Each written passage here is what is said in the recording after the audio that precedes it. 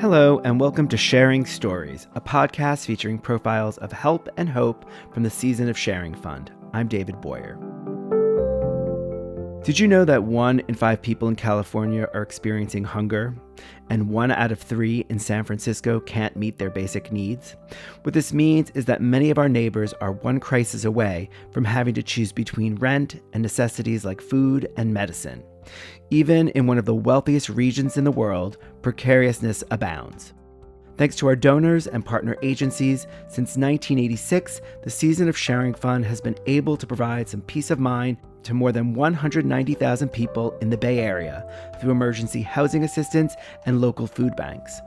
During the pandemic, we saw the vital role that food banks played and increased our giving to them. Now, about 15% of the funds we raise go to Bay Area food banks in each of the 9 counties. And last year, we provided about $2 million to them. Today, we're going to visit one of our partners, the San Francisco-Marin Food Bank. We'll talk to the organization's head of philanthropy in a bit. But I want to start with a volunteer. To be honest, the only thing I know about him is that he's on the food bank's Policy and Advocacy Coalition, and he's willing to meet on short notice. I'm working with Season of Sharing. Okay. So we're doing a series of like 5 episodes. Okay. 4 of them will be people who've received emergency rental assistance, basically. I've been there a long time ago. Yeah. They helped me move. Did they? Yeah. Season of Sharing? Yes. They help you with deposits on your rent to get you into a place. And that's what I was able to utilize many, many, many years ago. It can be traumatic trying to come up with that kind of money to move when you know you need to get out of the place that you're in because it's just a bad surrounding. And I had a lot of that going on and I needed to get the heck out of there. They helped me to get situated into a new apartment. They took good care of me. And I'm seeing they're doing that for other people too. And I'm just grateful that I can do something for them now to actually give back to what they gave to me. So it means something. Can you introduce yourself? I'm Troy Brunet. I am a volunteer. I'm HIV positive and AIDS disabling. So I've been through a long journey of recovery. 25 years ago, I was in a coma, almost left this planet. And now that I am back on my feet and moving through it, I do a lot of volunteer work in the community. I like to help people. When I went through coming out of a coma in a wheelchair, roaming around this city, from a wheelchair to walkers to crutches to back to it again, because then I find out I have something else because of the medication that kept me alive, deteriorated the bones in my body. So then I've had 19 surgeries and replacements on every joint in my body, basically. Yeah, so where I can help, because people were there to help me, I'm gonna help. And he has, volunteering his time and energy with many Bay Area nonprofits. I've worked with Project Homeless Connect, San Francisco General Hospital, the National AIDS Memorial Grove, and Quilt. Who else here? San Francisco AIDS Foundation, their Dining Out for Life event. And what about the food bank? What's your connection? My connection to the food bank is the Policy and Advocacy Coalition that I'm on. And I'm on the list to receive food from the food bank. I get it on Tuesdays at St. Francis. For somebody who's never been, what's it like picking up food at St. Francis? For people that are talkers, it's actually fun. It can be interesting because you meet a lot of people.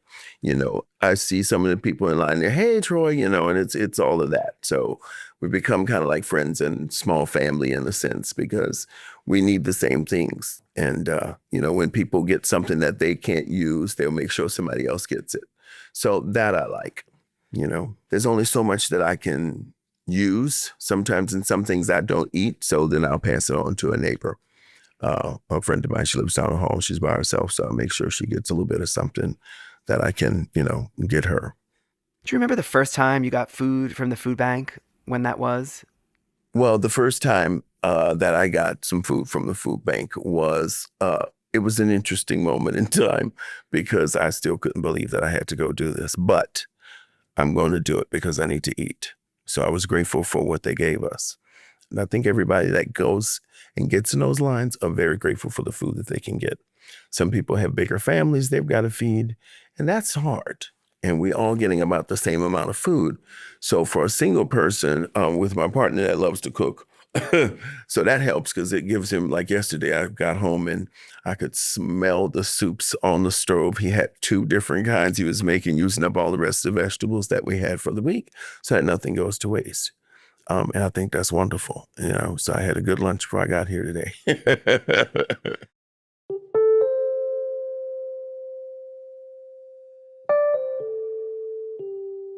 I look for joy and peace in my world, and that's what I need. And this brings me that, honestly. To get home and go through that food as you're washing it off and cleaning up everything, it's like, wow, yeah, we can do this, we can do that, we can do this. And it's really wonderful. It really, really is. Food, obviously, it's nutrients, keeps us alive. But what does food mean in your life? Food means in my life. I am going to be able to live another day in a little bit of peace of mind, because I have to worry about what happens to my body on a daily basis. I live in pain, so anything that's going to minimize that is fantastic for me. So I'm very grateful for it, yeah. I use that word a lot because it's the truth. Grateful, yeah. Being grateful, and then being also grateful that I can make sure somebody else gets something that they need, or at least try to. That makes me very happy. And what's in a typical, is it a bag? It's not a bag that they're issued. You can choose what you want out of the fruits and vegetables that they have. For like yesterday was a cantaloupe, cans of beans. There was potato. No, not potatoes. I'm sorry. There were onions. There were carrots, grapefruit, I think it was these little fruit cup things, grapes, eggs. You can pick what you want. If you don't want that, you don't get it. If you do, then they put it in your bag and dump it in. As they say, most of us are rolling around with little carts. So they dump it into the little cart, and you keep it moving to the next person. And they're all in like a semicircle, and very friendly people. I'm a talkative individual, so I'm always, you think, huh? Chatting up people and saying, hey, and it's just nice. You see the same people most of the time that are there volunteering, which is always good. It just makes you more comfortable, and it makes it a little more easy to go somewhere that somebody's giving you something to that degree. That's a lot of money that I brought home yesterday that I don't have on a daily basis to, be able to go and get those things. And the prices of food in the grocery store, it'll just make you crazy these days. It's a lot. It's overwhelming to the point now because everything has gone up. And if it's not on sale, it can't come home. Even if you need it, it cannot come home because you can't afford the prices. The numbers are insane right now. And it's just sad. It really is. People can't get what they need to eat to take care of themselves and their families. They really can't. I don't have much, but when I can give somebody a couple of extra dollars to help them get some meat to go along with the vegetables that they have, I will. I'll do what I can, where I can. And I think that's a lot of people are like that. But it's difficult, man. It really, really is. I went to the store a couple of days ago and picked up a few things, and it was like $40, and I barely had a half a bag of stuff. And it's like, are you kidding me? This is crazy. Yeah.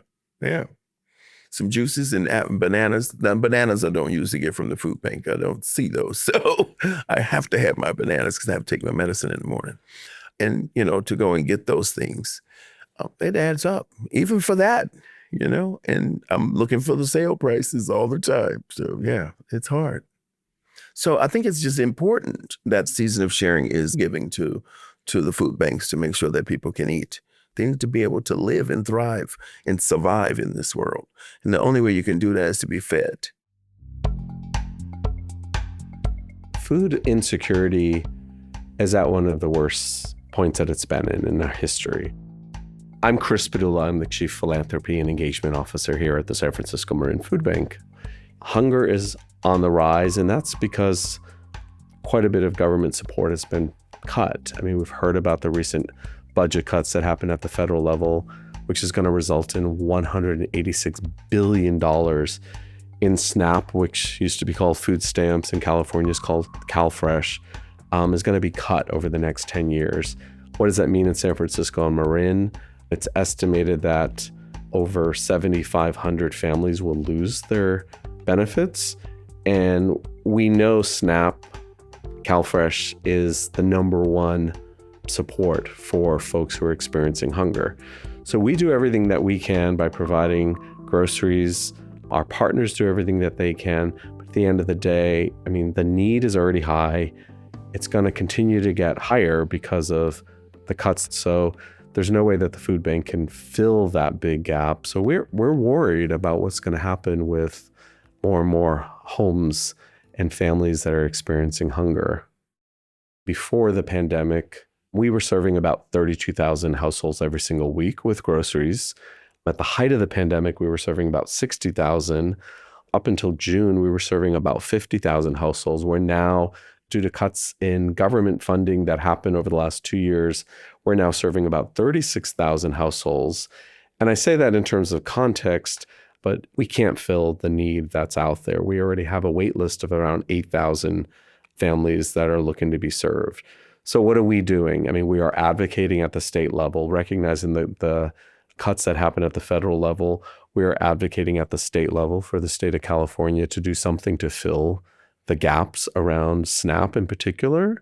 We're also advocating at local governments in San Francisco and Marin counties to see how we can help fill the gaps, but local governments are also experiencing deficits.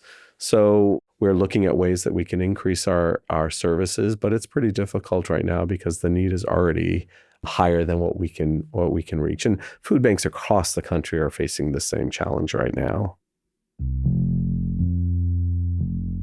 We've got more people out here that can't afford to get what they need, and they need the food banks right now. They really do. I know I do, on a daily, honestly. So, Troy uses his voice and life experience to advocate on behalf of people who are struggling to feed themselves and their families by volunteering for the Food Bank's Policy and Advocacy Coalition. And we went to Sacramento to speak out for funds for the CalFresh and the SNAP program to continue for the people that need it. He knows it's not easy to ask for help. I think a lot of people can be ashamed of having to go to a food bank because we then begin to realize that we can't afford the things that we need to take care of us. And yeah, it's hard. It's difficult to go and stand in this line and wait for somebody to give you something. But when that time comes around that you really need it to support your life, to keep you getting up in the morning, I take a lot of medicine and I need good food to absorb all of that so that I can keep functioning every day. And I'm very grateful for the food bank for what they give us. The fruits and vegetables help me tremendously. Now and again, we get different meats and things and little extras, which is fantastic. So it all works and it's all very helpful. And I'm just grateful that people can access the food bank, that can get in the lines and get what you need. I wish there weren't so many lines. I wish there weren't so many people that needed the help. But this is where we are right now, and it's a really sad place. But yet we still have food banks that are there. This food bank in particular that's here to literally support people in this city and in Marin as well. What do you think is the connection between housing and food? I wish they could go hand in hand easily, but they don't. It's either you get a place to live or you get a lot to eat. It's not always having to be able to have that place to live and having everything you need to eat. A lot of places don't have cooking facilities, so it's difficult for people. Every area, what I've learned over being on the coalition is that different areas do different things because of the situation of housing and the way people live. Like, for instance, in the Tenderloin, they're more given things that can be microwaved or fixed quickly and easily. There's not a lot of chopping stuff to chop up in season because there's no place for them to cook stuff. So it's kind of more quick food, I think, which is good and helpful for them.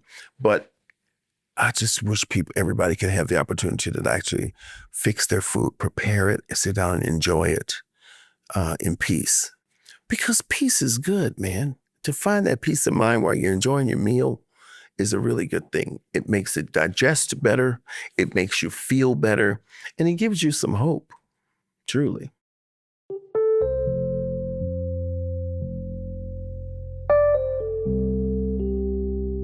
So the good thing that we're seeing is we have very loyal private donors who are really stepping up. We have individuals, we have corporations, we have foundations that are really loyal. Folks like Season of Sharing recognize what's happening. I mean, Season of Sharing has been one of our most consistent and frankly, one of our highest in terms of dollar supporters that we have. The relationship with Season of Sharing has been over a very long time. I don't know how many years, but it's been going on for a while. And what I love about the Season of Sharing is that consistency. We can really count on that support. You know, most of our expenses are around food, procuring food, and then distributing food. It's kind of a misunderstanding when folks think everything is just donated. So while we do have some donated food, we're still purchasing food. Most of our proteins, most of our grains, proteins like chicken, tofu, fish, but also just inflation has gone up. I mean, the cost of transportation has gone up, the cost of gas has gone up, the cost of products is continuing to go up. And, you know, we were serving significantly more people. I mean, last fiscal year, we distributed 68 million pounds of food, which doesn't really mean much, but just to give you a sense, that's enough food for about 56 million meals. You know, roughly $1 is equal to about 2 meals worth of food, and something like 97% of every dollar is going directly to programs and services for the community.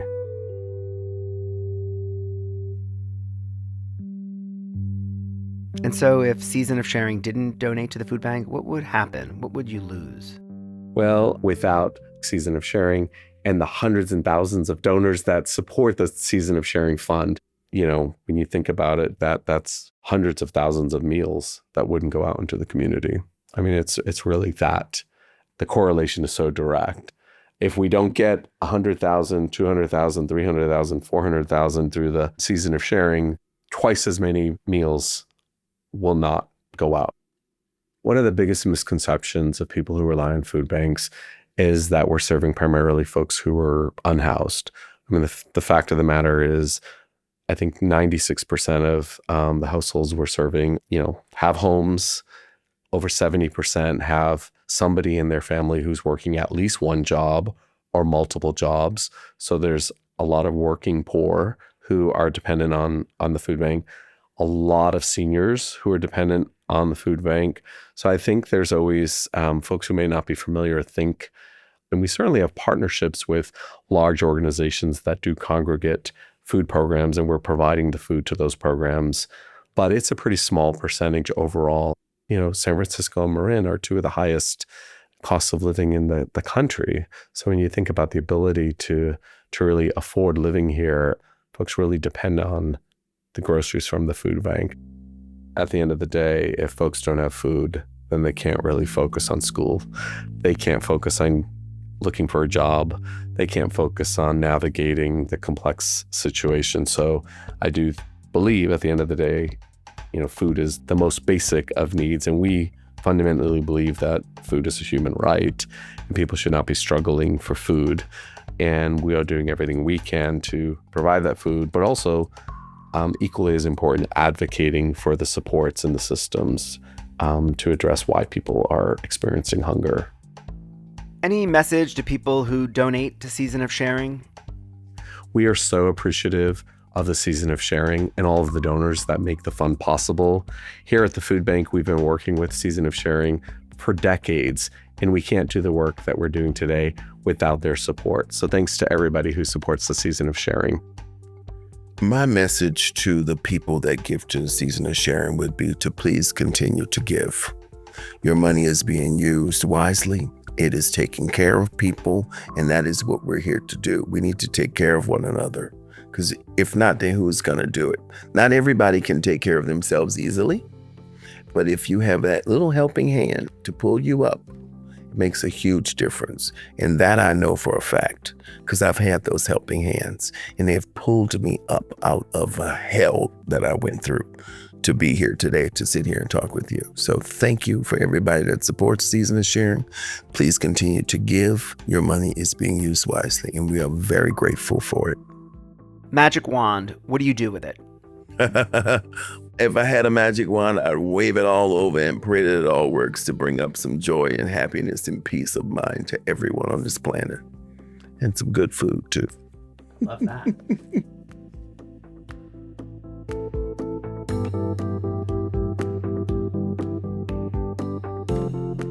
Thank you for listening, and thanks to Troy, Chris, and the entire San Francisco Marin Food Bank for sharing your story. Sharing Stories is a podcast from Season of Sharing Fund. The Season of Sharing Fund provides one-time financial assistance to individuals and families in the Bay Area during times of crisis, when a little support can have an enormous impact. Together, we help our neighbors remain housed, cared for, and nourished so they can get back on their feet. If you want to hear more stories like this one, go to seasonofsharing.org/podcast. And if you want to give peace of mind to a neighbor in crisis, you can donate to Season of Sharing Fund there too. 100% of your donation will go to providing relief to local people experiencing unexpected crises. And if you or someone you love is experiencing housing or food insecurity, you can always call 211 for assistance. Until next time, I'm David Boyer, and this is Sharing Stories.